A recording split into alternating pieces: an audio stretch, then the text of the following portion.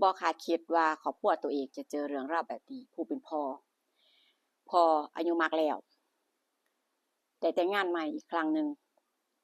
เมียคนใหม่ก็จะเป็นอ่าดุนรุ่นห่างกันกับลูกตัวเองบ่มากรักครั้งใหม่ก็จะเป็นรักต่างวัยแต่งงานมากอะอยู่ไม่มีความสุขนะอยู่มีความสุขแล้วก็ทุกอย่างก็ดูเหมือนจะดีแต่ว่าพอแต่งงานได้ปีกว่าๆกับ2 ปีด้วยร่างกายของคนที่เป็นพ่อก็อายุมากขึ้นเรื่อยๆเรื่อยๆร่างกายบ่ค่อยแข็งแรงมีโรคประจำตัวลูกชายก็เรียนจบใหม่ๆก็มีงานมีการทำเป็นแบบว่าเป็นที่เป็นทางดูแลตัวเองได้จังซี้แต่ว่าก็ยังอยู่บ้านหลังเดียวกับพ่ออยู่อ่าที่นี่พอแต่งงานใหม่เนาะคือแบบเมียคนใหม่เนี่ยจะอายุน้อยกว่าร่างกายแข็งแรงคือยังสุขภาพร่างกายยังดีกว่าตัวเองจังซี่คนที่เป็นผัวเนาะนับวันโรคประจำตัวเนี่ยก็เฮ็ดให้ร่างกายอ่อนแอแล้วก็ลักษณะคือจังแบบให้ความสุขผู้เป็นเมียบ่ได้เมียก็เลยคือแบบว่าด้วยที่เขาวัยของเขายังอายุน้อยอยู่จังซี่ส่วนเมียก็ออกไปหาความสุขนอกบ้านออกไปหาความสุขนอกบ้านบ้างเป็นบางครั้งแรกๆก็แอบออกไปเนาะบ่ให้ผัวรู้อย่างเช่นว่าไปช็อปไปเที่ยวไปหยังก็ว่าไปเป็นข้ออ้างแต่ว่าความเป็นจริงนางจะออกไปหาความสุขนอกบ้านอย่างเช่นที่ว่าสามีอยู่บ้านแล้วคือแบบให้ความสุขเธอบ่ได้เธอก็ออกไปพอบ่อยครั้งก็มีแววถึงหูของผู้เป็นผัวเนาะว่าเมียไปเฮ็ดหยังแหน่ออกจากบ้านไปเฮ็ดหยังแหน่ไปไสมาจังซี่นะก็พอรู้บ้างส่วนตัวผัวน่ะก็แรกๆก็รู้สึกเสียใจผิดหวังว่าเป็นหยังคือต้องเฮ็ดแบบนี้แต่ว่าก็สุดท้ายก็เข้าใจในตัวเมียว่าตัวเองอะด้วยสุขภาพร่างกายตัวเองน่ะเริ่มย่ำแย่อายุก็มากแล้วก็ให้ความสุขเขาบ่ได้จังซี้มันก็ต้องยอมรับในจุดนี้ในสิ่งที่ตัวเองด้อยบ่สามารถที่จะเฮ็ดได้จังซี้ก็เลยแบบทำใจอะทำใจบ่อยากสิแบบเสียครอบครัวเลิกลากันไปจังซี่เนาะก็เลยปล่อยให้โอกาสลักษณะคือให้โอกาสเมียออกไปหาความสุขนอกบ้านในบางครั้งบางเวลาซึ่งเอาง่ายๆก็คือตัวผัวเข้าใจในความต้องการในสิ่งที่เมียเป็นอยู่จังซี่เอ่อพ่อเรื่องนี้ลูกชายเนาะลูกชายเนี่ยตัวลูกชายพ่อฮู้ว่าแม่ตัวเองเนี่ยแม่เลี้ยงเป็นแบบนี้มันก็เกิดความรู้สึกแบบถามตัวเองว่าเป็นหยังพ่อคือรับได้เป็นหยังคือต้องเฮ็ดกับพ่อแบบนี้เป็นหยังคือบ่อยู่บ้านบ่ทำตัวดีๆทำหน้าที่ตัวเองไปซึ่งบางเรื่องก็อยากที่จะเข้าใจคนที่เป็นลูกเนาะก็เห็นบางครั้งก็เห็นว่าแม่นี่ไปกับหนุ่มนั่งรถไปด้วยกันไปหายไปเป็นวันค่อยกลับมาบางครั้งบางทีก็กลับเร็วกลับช้าแล้วแต่เวลาที่นี่ลูกผู้เป็นลูกเนี่ยก็รู้สึกอายแทนพ่อว่าเป็นหยังคือทำตัวแบบนี้คนที่เป็นเมียจังซี่เนาะก็รู้สึกแบบบ่พอใจแล้วก็แอบแบบในความรู้สึกอะแบบโกรธแค้นแทนผู้เป็นพ่อลักษณะนี้เนาะในวันที่แบบว่ายามเช้าของวันหยุดเนี่ยเสาร์อาทิตย์พ่อก็จะออกไปออกกำลังกายไปเดินออกกำลังกายไปอ่าเฮ็ดให้ร่างกายเจ้าของแข็งแรงจังซี่เนาะแล้วกับพ่ออ่าสักพักก็ออกไปนั่งไปนั่งพอออกกำลังกายเสร็จก็ไปนั่งจิบกาแฟคุยกับเพื่อนต่อจังซี้ในวันหยุดของเสาร์อาทิตย์ส่วนตัวลูกก็บ่ได้ไปทำงานบางครั้งก็บ่ได้ทำงานก็จะอยู่แค่ลำพังแค่ตัวเองแล้วก็แม่อยู่บ้านส่วนตัวพ่อก็ออกไปนอกบ้านจังซี้คือโอกาสอยู่นำกัน2คนระหว่างแม่ลูกเนี่ยคือตัวลูกก็มีความคิดขึ้นมาในหัวว่าเห็นว่าแม่เนี่ยแม่เป็นนิสัยแบบว่าไปหาความสุขนอกบ้านแบบเนี้ยจริงๆแล้วแม่นี่มีนิสัยใจคอจังไดจริงๆมีตัวตนจริงๆอะเป็นคนแบบใดกันแน่จังซี่เนาะก็เลยแบบมีความคิดในหัวว่าจะเข้าไปหาแม่เลี้ยงเข้าไปตอนที่พ่อออกจากบ้าน ตัวเองก็ตื่นขึ้นมาพอดีแล้วก็เข้าไปเพื่อจะไปคือแบบทดสอบว่าผู้หญิงคนเนี้ยเป็นคนแบบใดกันแน่เป็นหยังคือต้องเฮ็ดทำตัวเป็นทำเรื่องที่แบบน่าเกลียดออกไปหาความสุขนอกบ้านจริงไหมพอเจ้าของอยู่บ้านคนเดียวเสียใจอหยังจังซี่เนาะในความคิดของลูกชายก็เข้าไปหาแม่เลี้ยงแล้วก็เข้าไปหาในห้องแล้วก็พยายามจะมีอีหยังด้วยแต่ว่าคือตัวของแม่เนี่ยก็ยินยอมเพราะว่าตัวเธอเป็นคนที่แบบต้องการเรื่องแบบนี้อยู่แล้วปล่อยเลยตามเลยคือคนสองคนก็กลายเป็นแบบมีอีหยังกันผ่านผ่านผ่านช่วงเวลานั้นมามีครั้งที่หนึ่งแล้วก็ครั้งที่สองก็คือแต่ว่าไม่เป็นการแอบในบ้านที่พอบ่เคยรู้มาก่อนในการอยู่ระหว่างลูกเลี้ยงกับแม่แล้วที่นี่พอนานวันเนาะนานวันไปก็แรกก็ถือแบบว่ามีความรู้สึกผิดอยู่มีเฮ็ดแล้วก็รู้สึกผิดในตัวของลูกเนาะรู้สึกผิดรู้สึกอายใจเวลาเห็นหน้าพ่อเวลาต้องเจอหน้ากันเวลากินข้าวด้วยกันจังซี่เวลาบางครั้งบางทีก็จะได้กินข้าวร่วมกัน3คนเป็นวันของครอบครัวอีหยังจังซี่เนาะก็บ่กล้าสิสบตาบ่กล้าสิแบบสู้หน้าผู้เป็นพ่อแต่พอนานวันไปมันก็กลายเป็นแบบเรื่องเคยชินแบบเป็นเรื่องธรรมดาแล้วที่นี่เมื่อวันหนึ่งพ่อน่ะออกไปเดินออกกำลังกายปกตินี่แหละแล้วก็ไปเจอเพื่อนสนิทก็นั่งคุยกันตามภาษาวัยเดียวกันนั่งคุยกันเพื่อนบอกว่าเฮ้ยบ้านฉันเนี่ยบ้านเฮานี่โดนเพื่อนโดนโจรน่ะโดนขโมยน่ะเข้าบ้านยกเข้าเอาของทรัพย์สินมีค่าไปหลายรายการเลยแต่ว่าโชคดีโชคดีว่าตามตัวคนร้ายทันตามตัวโจรทันเฮาก็เลยได้ของกลับขึ้นมาทั้งหมดข้อดีก็คือยกข้อดีให้กับกล้องวงจรปิดเลยว่าถ้าบ่ได้ติดไว้นี่แย่แน่ๆจับตามตัวโจรบ่ทันแล้วก็สิบ่ได้ของกลับขึ้นมาอาจจะถูกขายถูกหยังก็ว่าไปจังซี่เนาะเพิ่นก็มาเล่าให้ฟังโอ้กล้องตัวนี้ดีหลายตอนนี้นะบ้านไกลเรือนเคียงนี่โดนกันแบบเป็นแถวเลยนะเหมาะมากเลยที่จะต้องติดไว้เพราะว่าอย่างน้อยบางครั้งบางที่ก็จะบ่ได้อยู่บ้านจังซี่เนาะเวลาโจรขโมยมาจังซั่นอย่างน้อยก็ยังมีเจ้าตัวเนี้ยเป็นหูเป็นตาให้ที่นี่เพื่อนก็สนใจเนาะเฮ้ยเอามาให้แหน่เฮาก็มีความสนใจอยากจะติดบ้างเพื่อว่าบางครั้งบางทีเฮาก็บ่ค่อยได้อยู่บ้านนะออกมาข้างนอกแบบเนี้ยคนที่อยู่บ้านก็ต่างคนต่างไปจังซี่ปล่อยบ้านอยู่แบบว่าปล่อยไว้แบบนั้นก็คิดอยู่เหมือนกันถ้าเกิดเจอแบบนี้เจอเหตุการณ์แบบเนี้ยเดี๋ยวทรัพย์สินหายแย่เลยเพื่อนก็เลยสั่งมาให้แล้วก็มาติดให้พอแต่ว่าวันที่มาติดกล่องนี่คือบ่มีไผอยู่บ้านรู้แค่ตัวเองคือผู้เป็นพ่อเพื่อนก็มาช่วยจัดการติดให้นู่นนี่นั่นเพราะว่าเคยใช้งานแล้วก็เฮ็ดเองในบ้านแล้วก็เลยแบบว่าเฮ็ดเป็นติดเป็นจังซี่เสร็จสับเรียบร้อยก็มีแค่พ่อคนเดียวที่รู้เนาะก็คิดว่าจะบอกบ้างแหละแต่ว่าพ่อเขากลับมาค่อยบอกจังซี่คนในบ้านแต่พอกว่าจะกลับมาก็ค่ำแล้วบ่ได้คุยกันจังซี่เนาะก็เกิดความเป็นลืมคนอายุมากก็หลงๆลืมๆก็แล้วไปจังซี่นะติดไว้ก็แล้วไปบ่ได้บอกคนในบ้านบ่ได้บอกเมียแล้วก็ลูกก็ใช้ชีวิตปกติไปพอเป็นวันหยุดของสัปดาห์เหมือนทุกครั้งตัวพ่อก็ทำตัวปกติก็ไปออกกำลังกายไปเดินด้วยวัยของตัวเองต้องเฮ็ดให้ร่างกายแข็งแรงเนาะตัวเมียก็ปกตินั่นแหละอยู่บ้านตื่นสายกว่าพ่อจะกลับมากว่าจะมาตื่นมาเฮ็ดกับข้าวนู่นนี่นั่นคือก็บ่มีไผที่กินข้าวมื้ออาหารมื้อเช้าที่มันยุ่งยากอยู่แล้วจังซี่เนาะต่างคนต่างหากินเองจังซี่ก็พักผ่อนตามอัธยาศัยตัวเองไปคือสิ่งที่บ่คาดคิดก็คือลูกก็เข้าไปหาตัวแม่เหมือนทุกครั้งเพราะว่าอยู่กันมาแบบนี้มานานแล้วหลายครั้งบ่อยครั้งจนกว่าเกิดความเคยชินก็เข้าไป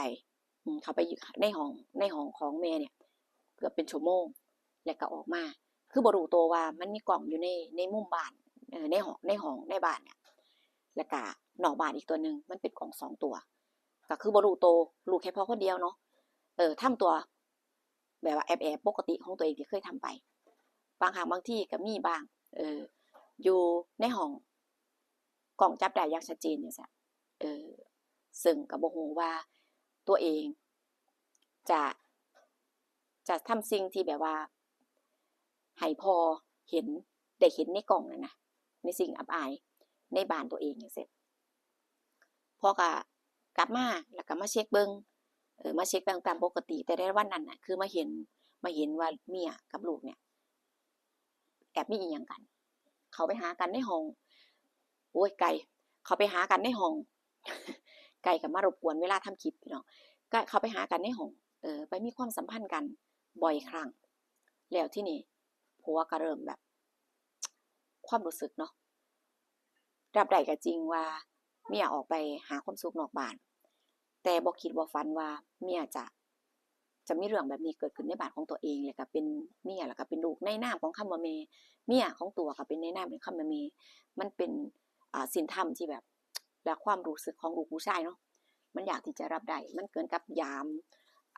จิตใจกันมากเกินไปจังซี่เนาะในความรู้สึกของพ่อแรกๆรับบ่ได้ก็เลยมีปากเสียงกับเมียนะมีปากเสียงกันว่าเป็นหยังเธอคือทำตัวแย่แบบนี้เนี่ยเธอไปหาความสุขข้างนอกนะฉันบ่เคยว่าสิไปไสกับไผฉันบ่เคยว่าฉันอนุญาตเพราะเข้าใจถึงเหตุและผลถึงความต้องการถึงความรู้สึกของเธอดีแต่คนในบ้านเนี่ยเป็นหยังคือต้องกินในบ้านจังซี่นะคือต้องทำตัวแย่ขนาดนี้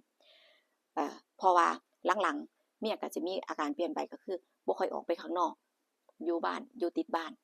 เพราะว่าบ่ต้องไปหาความสุขนอกบ้านแล้วไงเพราะว่ามันมีสิ่งที่เติมเต็มอยู่แล้วก็มีก็อยู่ติดบ้านแล้วก็มีเวลาได้ดูแล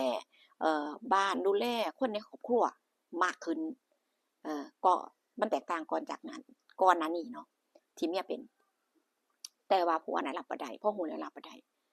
มันเกินที่จะรับได้ในความรู้สึกของผู้ชายคนนึงแล้วต่อมาก็มีการทะเลาะกันน่ะเมียก็บอกถึงความรู้สึกจริงๆนะว่ามันบ่ดีติที่ฉันบ่ต้องออกไปนอกบ้านฉันอยู่ติดบ้านเพราะสิ่งที่ฉันต้องการฉันบ่ต้องวิ่งหาฉันบ่ต้องวิ่งหาฉันบ่ต้องออกไปตามหาพอบางครั้งบางทีฉันออกไปจากบ้านเนี่ยคุณโทรตามโทรเช็คบ่เป็นตัวบางครั้งบางทีบ่เป็นตัวของตัวเองบางครั้งบางทีฉันก็เป็นคนแบบมันก็หงุดหงิดแต่ว่าณตอนนี้ฉันอยู่บ้านฉันอยู่ติดบ้านเพราะสิ่งที่ฉันโหยหาบ่ต้องวิ่งออกไปตามหามันมันมีแล้วมันตอบสนองในความต้องการฉันได้ดีอยู่แล้วคุณบ่พอใจตรงไหนมันบ่ดีบ่มันก็ดีแล้วนี่คุณบ่ต้องกังวลว่าใช้เวลาฉันออกจากบ้านบ่ต้องกังวลว่าอยู่ไสนะเป็นจังไดอยู่ตอนนี้คือด้วยความเป็นห่วงเนาะด้วยความเป็นห่วงของตัวของผัวเนี่ยมันก็ยังมีด้วยความรักความเป็นห่วงเพียงแต่สิ่งเดียวคือสิ่งที่ขาดไปเนี่ยคือมันเติมเต็มให้เขาบ่ได้ก็เลยต้องปล่อยให้เขาเป็นอิสระในตรงนี้อย่างน้อยเขาอาจจะแย่นะในเรื่องบางเรื่องแต่ว่าในหน้าที่ในการในหน้าที่ที่ว่าคำว่าเมียในหน้าที่ที่ว่าการดูแลครอบครัวความรักความใส่ใจเนี่ยเขามีครบทุกอย่างเขายังทำหน้าที่ตรงนี้ดีมันก็เลยแบบความรักมันก็ยังดำเนินต่อไปได้แล้วพ่อผัวก็เอากลับมาคิดเนาะเอามาคิดพิจารณานะว่าสิ่งที่มันเกิดขึ้นเนี่ยมันก็จริงนะหลังจากที่แบบว่าที่รู้ว่าเมียตัวเองกับลูกเนี่ยมีเรื่องราวแบบนี้เกิดขึ้นเมียจะอยู่บ้านแล้วก็มีเวลาดูแลบ้านมีเวลาดูแลตัวเองมากขึ้นแล้วก็มีเวลาเอาใจใส่ผู้เป็นผัวมากขึ้นได้อยู่ใกล้ชิดกันนะเพราะว่าสิ่งที่เขาโหยหาเนี่ยมันมีบุคคลเติมเต็มให้อยู่แล้วนะจ๊ะก็คือแบบในส่วนลึกๆในใจนะว่ามันก็โอเคนะอยู่ได้เป็นทีที่น่าเป็นทีที่เปิดใจรับได้จังซี่ในตัวของผัวเนาะบ่อยากเสียอีหยังสักอย่างนึงถ้าเกิดว่าบ่ยอมหรือต้องมีปากเสียงกันจังซี่มันก็ต้องเสียสิ่งใดสิ่งหนึ่งไปอยู่แล้วบ่ลูกก็ต้องเมียมันต้องมีคนใดคนหนึ่งที่ต้องอาจจะออกจากบ้านอาจจะเสียคนในครอบครัวไปสักคนนึงในที่สุดผลสุดท้ายผัวก็พยายามคิดทบทวนวกวนไปมาแล้วก็ยอมรับ ให้เรื่องราวเนี่ยให้มันดำเนินต่อไประหว่างเมียและก็ลูกให้เขาอยู่ให้เขาให้เรื่องทุกอย่างให้มันให้เรื่องทุกอย่างเป็นไปตามที่มันควรจะเป็นเพราะหยังเพราะบ่อยากเสียอีหยังจักอย่างนึงสำหรับลูกก็ฮักแล้วก็สำหรับเมียก็ฮักเพราะว่าเขาก็ทำหน้าที่ในความคิดของผัวนะเขาทำหน้าที่ของเขาดีบ่มีหยังขาดตกบกพร่องแต่ว่าเรื่องจุดที่มันเกิดขึ้นมันเกิดกับตัวเองด้อยประสิทธิภาพความสามารถตัวเองมันด้อยแล้วก็บ่สามารถให้ความสุขเขาได้ตัวเองก็ต้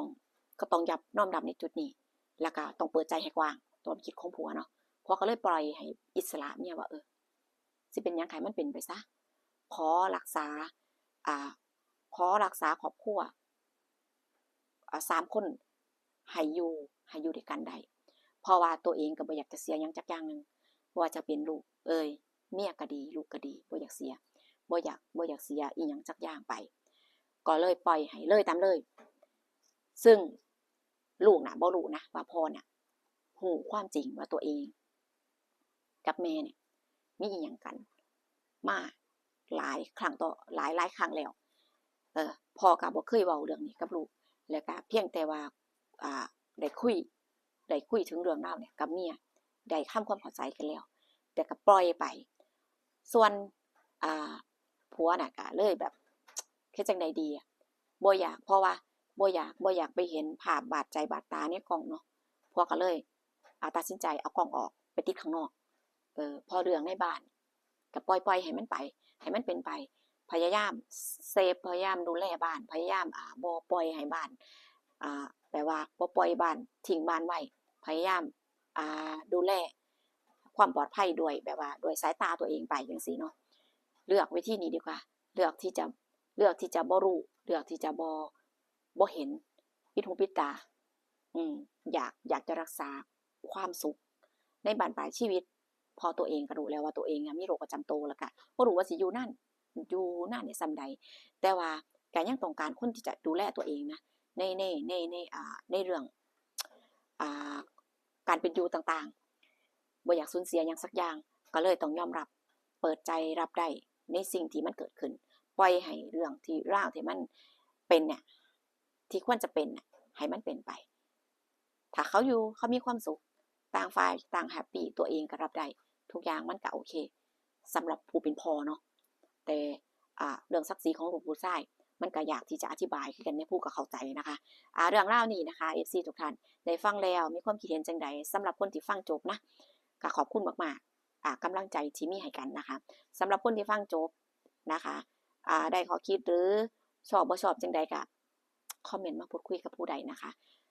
ขอบคุณทุกการรับชมเนาะเรื่องราวนี้ก็เหมือนเดิมนะคะผู้ก็สร้างสรรค์ขึ้นมาเพื่อความบันเทิงนะคะอยากจะให้ FC หรือว่าทุกคนที่เขามารับฟังคลิปนี้ได้เข้าใจในจุดนี้เนาะนะคะขอบคุณทุกการรับชมขอบคุณกำลังใจที่มีให้กันนะคะเจอกันคลิปหน้าพี่น้องคะดูว่าผู้จะมีเรื่องราวอย่างมาเล่าสู่ฟังอีกเนาะจะพยายามสร้างสรรค์ผลงานที่น่าสนใจนะคะน่าติดตามมาหา FC ผู้น่ารักของผู้ทุกคนได้รับฟังรับชมกันเรื่อยๆเนาะถ้าสำหรับ FC ที่เห็นผู้เงียบไปนะคะไม่ค่อยมีเรื่องราวใหม่ๆสร้างสรรค์เรื่องราวใหม่ๆมาให้รับชมกะน่าจะเป็นที่ระบบบ่ได้นำส่งบ่ได้ส่งไปให้เห็นกะสามารถนะคะคลิกเข้ามาดูในช่องได้นะคะผู้กับพยายามสร้างสรรค์ผลงานลงช่องทุกวันนะคะวันละ2วิดีโอยาว2วิดีโอแล้วก็มีวิดีโอสั้นด้วยนะคะเพื่อให้หลายๆคนได้มีเรื่องราวใหม่ๆได้ติดตามกันเนาะรับรองว่าไม่ผิดหวังแน่นอนนะคะบ่ผิดหวังแน่นอนได้มาเล่านิทานให้หมู่เจ้าฟังตลอดนั่นแหละพี่น้องคะมีเรื่องใหม่ๆมาให้รับฟังหรืออยากจะฟังเรื่องไหนเป็นพิเศษอยากมีความชอบนะคะมีความชอบในเรื่องไหนเรื่องใดเป็นพิเศษก็สามารถคอมเมนต์มาพูดคุยบอกได้นะคะผู้จะพยายามแต่งหรือว่าเขียนบทเขียนกลอนเขียนบทเขียนเรื่องเล่าเขียนบทเขียนเรื่องเล่าให้ FC ได้รับชมรับฟังเรื่อยๆนะคะก็สามารถคอมเมนต์มาพูดคุยกันได้นะคะไม่ว่าชอบหรือมีความคิดเห็นยังไงก็ตามแต่เนาะเจอกันคลิปหน้าพี่น้องค่ะคลิปนี้จะยาวนิดนึงนะคะสวัสดีค่ะ